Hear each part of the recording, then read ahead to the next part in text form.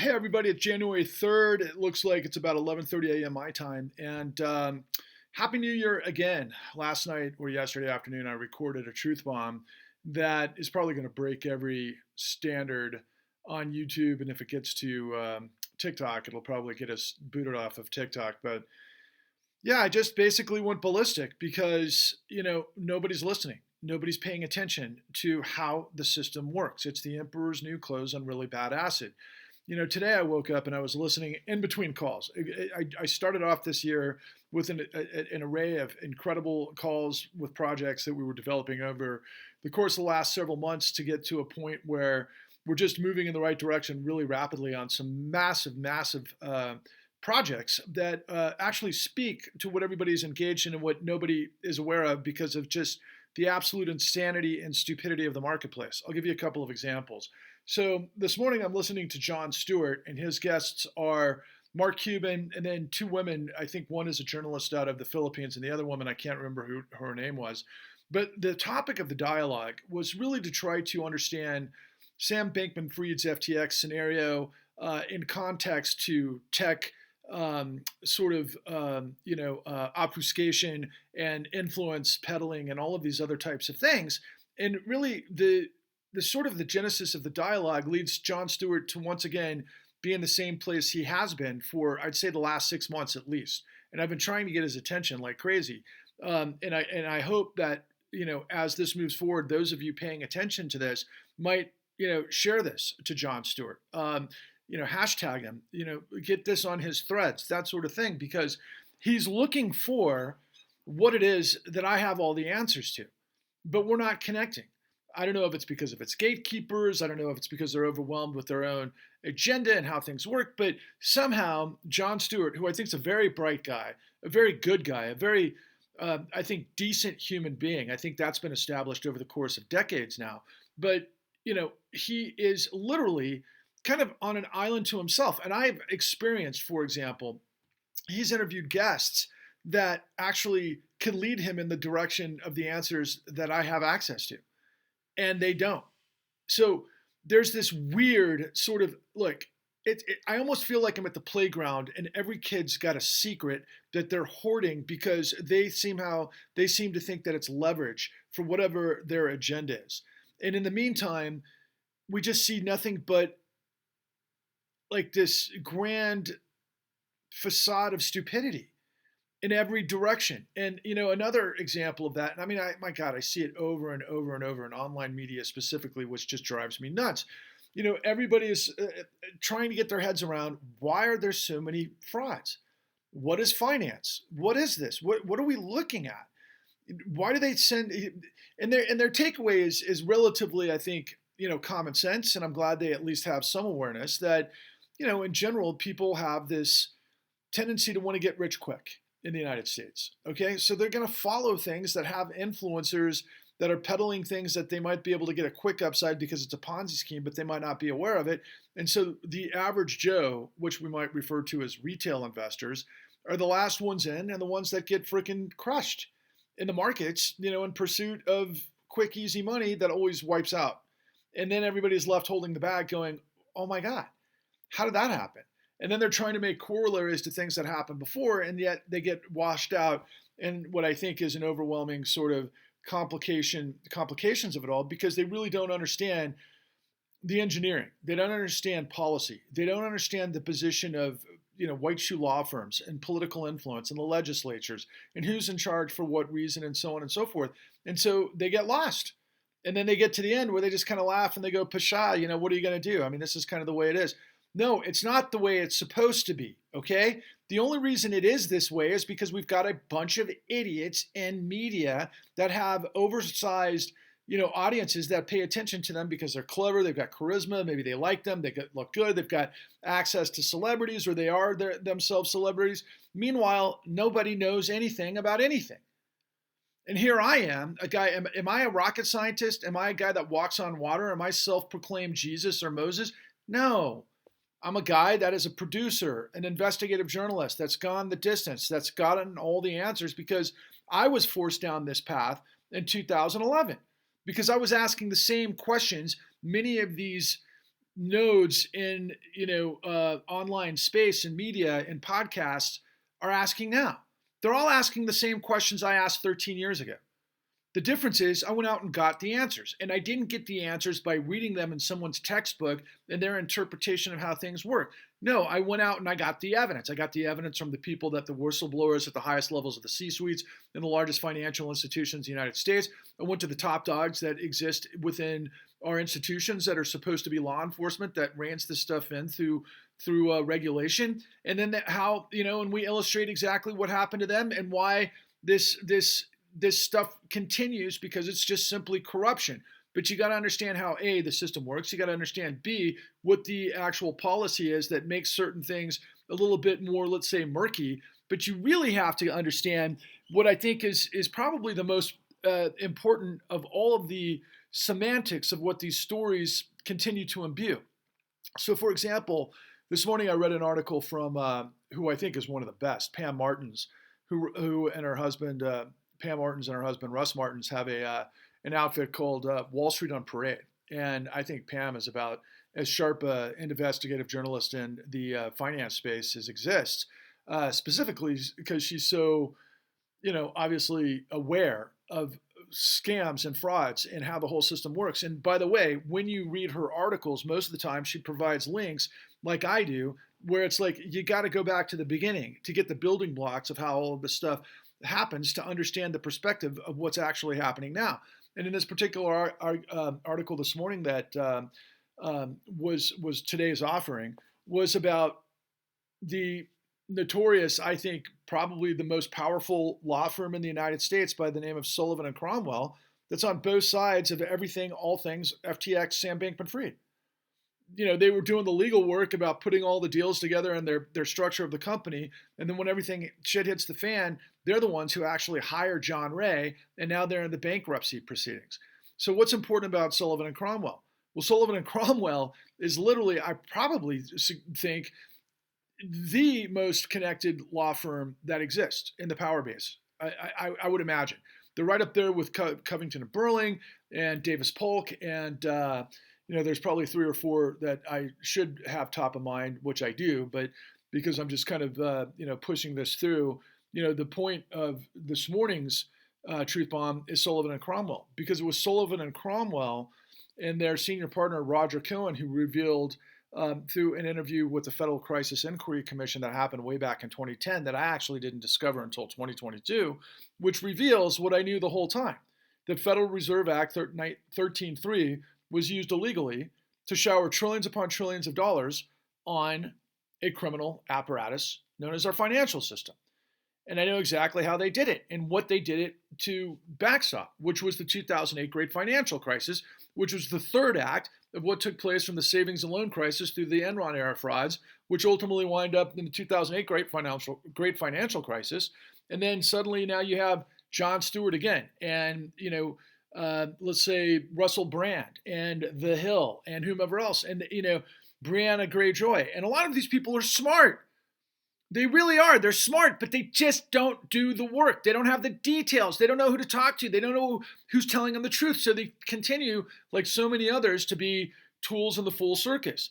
And then when you consider mainstream's the absolute worst. I mean, I bring up Rachel Maddow all the time, but 2 weeks ago we had, Tucker Carlson reveal, after all of these Twitter files, that he spoke to an insider that revealed that indeed the CIA may have, I don't know if he said may have, he had some sort of generalization. Let me think about the dialogue real quick. He said something along the lines of, it was possible that the CIA was involved with JFK's assassination. Here is the underlying point, right? So the JFK assassination is still relevant. It's still a mystery. It's still like, what? There's information that our CIA was involved with, the JFK assassination. I've been convinced of that for now decades, going back to Oliver Stone's JFK, because it made a lot of sense to me when you understand the power structure of the United States. It's primarily Wall Street, finance, oil industrial complex, and then the military industrial complex, all of which at that time were deeply involved with Cuba, Bay of Pigs, and then of course all the stuff that winds up happening in Vietnam. And if JFK was an impediment to that ambition in the Cold War, would they have potentially assassinated him? Well, according to Tucker Carlson, he generalizes that they might have, but he says it in such a way, because his platform is known as entertainment, that everybody online is basically, whether it's Joe Rogan or Russell Brand or even Crystal and Kyle and so forth, they repeat this stuff, and it's like as if Tucker said that what he had was bulletproof evidence.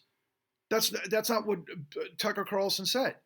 Tucker Carlson did a quick, language freaking gymnastics bullshit to basically, so his lawyers could get him off in the event that he was challenged. But the whole point was because of whatever's happening on Twitter, for example, with the Twitter files with Matt Taibbi and Elon Musk.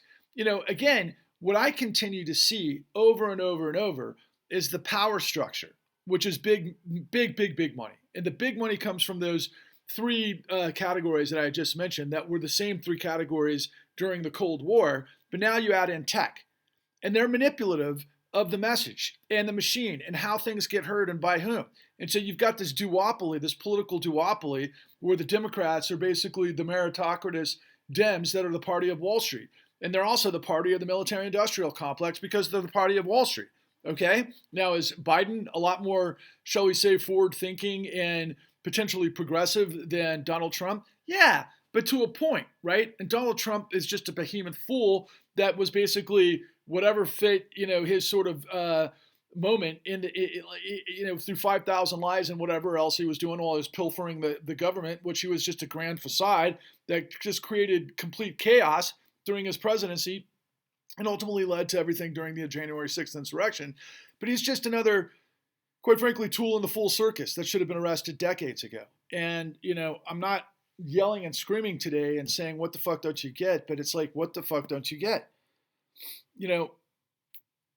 The system is predicated on the power.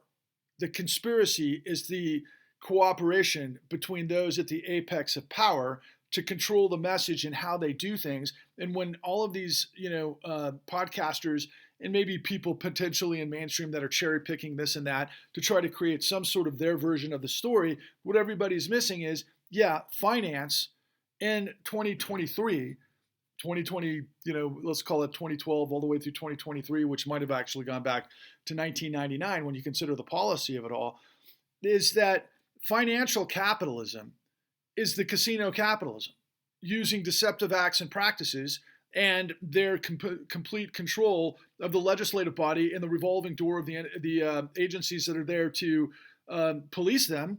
They've got complete control, and they operate in the shadows, and they operate in this way where people are scratching their head time and time again. I'm like, what's going on? This is not a way to run the most powerful country really in the history of the world. We are a superpower, or we were a superpower, but we're being eroded because of our lack of character, because of our lack of conscience, because of our lack of, courage, quite frankly. If you think, and I feel like I live in this strange world, in this almost this, it's definitely Orwellian, but it's like I was reminded because a friend of mine wrote kind of an editorial on our Facebook page today, The Truman Show, right? Where everybody's in on the scam. And yet there's the subjects or the objects of the deception don't know what the hell's going on. And they're there for everybody else's entertainment to be basically predated upon. Yeah, that's casino capitalism. It's predation. And I don't even think it's capitalism. The only thing that it is about capitalism is the fact that it's capital. Okay, but that doesn't necessarily make it capitalism, because capitalism, the idea is risk reward, risk reward.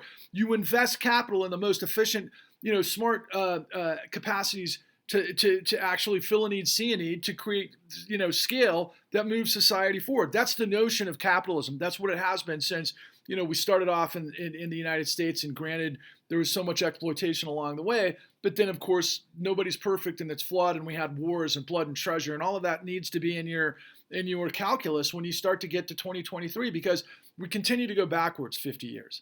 And it's because you don't understand how it works. The power wants a culture war.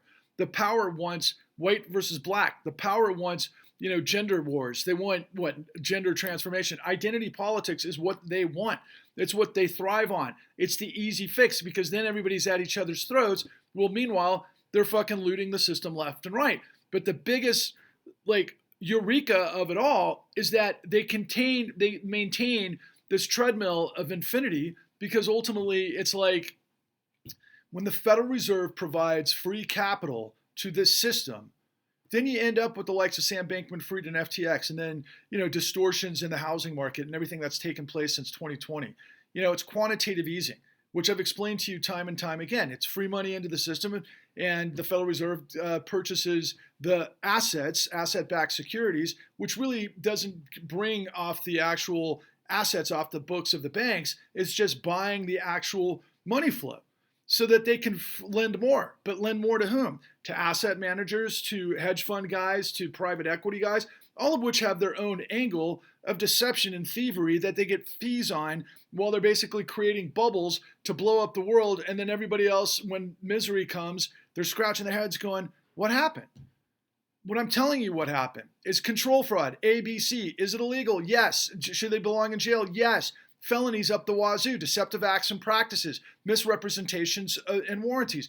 These are actual applications of the law. So why aren't they in prison? Because you don't understand how it works. Because you don't even know who they are. Every once in a while, a guy like Sam Bankman-Fried, you might know, loosely guys on Wall Street, but do you know Jamie Dimon I'm trying to think of the current CEO of Goldman. I mean, Brian Moynihan at Bank of America has been around throughout the whole thing. Look, it just goes on and on and on. We've got the answers. It's not rocket science. It's racketeering. You have to become animated. You have to become engaged. I'm begging you, share my material. Get it out to the world. We need to grow this in a way that people start to understand that the emperor wears no clothes. The way it works is that they've got to prey upon your ignorance, that the only thing you care about is the next thing. And I'll tell you, one thing that blew up last night was, during the Buffalo Bills game against Cincinnati, the defensive back, Devon, whose last name I can't think of at the moment, but, I think, he may have had a heart attack. I don't know what the exact update of the situation is at the moment, which is obviously the morning of the following day. But I think he was in critical condition, and but because he collapsed and because the ambulance came and because of the reaction of the players and so on and so forth, suddenly there was this like massive humanity where people cared about somebody's well-being, and it was really something to behold because suddenly the whole stadium was silent. The anchors on ESPN were speechless. They didn't know exactly how to respond to it. What was really interesting, in my opinion, was the two coaches met. Apparently, they got the message from Rod Goodall, the president of the NFL, said, let's take a 5-minute break and let's get back to the game. And they said no. Their players weren't ready to do it. So they went to the locker rooms and then they ended up canceling the game, which was interesting because it was like, wow, the players, or the union in this case, were like, no, we're the ones with the power and we're not going to play. Even though management, Roger Goodell, said, go ahead and play. And so it played out the way it played out. And suddenly it was like, oh my God, we have humanity. But then the first thought that popped into my mind was, how many times do I drive under the underpass where I see the homeless people sleeping in tents while it's snowing and it's freezing outside? How many people really, care about their plight? Not many. And what about after the aftermath of 9/11? I mean, obviously there was this outpouring like it was a natural disaster for all the families that were searching for, their loved ones that they lost in 9/11. But 5 years later, when it came down to who actually did 9/11, I mean, it's just like we just go off into the ether and it dissipates. Same with the aftermath of 2008, which is the most amazing because tens of millions of people got set up in a mammoth Ponzi scheme fraud that was based on getting perverse incentives and everything upside down compared to what you think, which was all lying, stealing, and cheating every step of the way, where the guys doing it blew up the world, destroyed people's lives, leading to tens of thousands of suicides, divorces, people in the streets, and that sort of thing, and they walked with trillions of dollars, and meanwhile, nobody gives a flying fuck. Least of which are the people that are actually still in the situation because it never ended. There are thousands of people in the courts right now desperately trying to get somebody to listen to the fact that there's a there is a group, an apparatus that's trying to foreclose upon them illegally that doesn't have the standing to do so, and nobody listens. So where's the humanity? Where's the understanding? This is what I'm trying to tell you. The system, the emperor's new clothes. The greatest trick the devil ever played was to convince the world he didn't exist. It's about corruption. So I'm moving forward with everything I have to enlighten you, to invigorate you, to basically unmask this fucking devil in the shadows and leave it out for all to see and illuminate this, because the best disinfectant is obviously light. But it's the largest national security threat to the United States' well-being are twofold: corruption and ignorance. You put those two things together and it's an absolute disaster, which is on display every day, all day, in every apparatus you look at, and I've got the answers. That doesn't make me walk on water. That makes me someone you want to listen to and help me, because I'm trying to help you. I believe in liberty and justice for all, a democracy of fairness and accountability to power.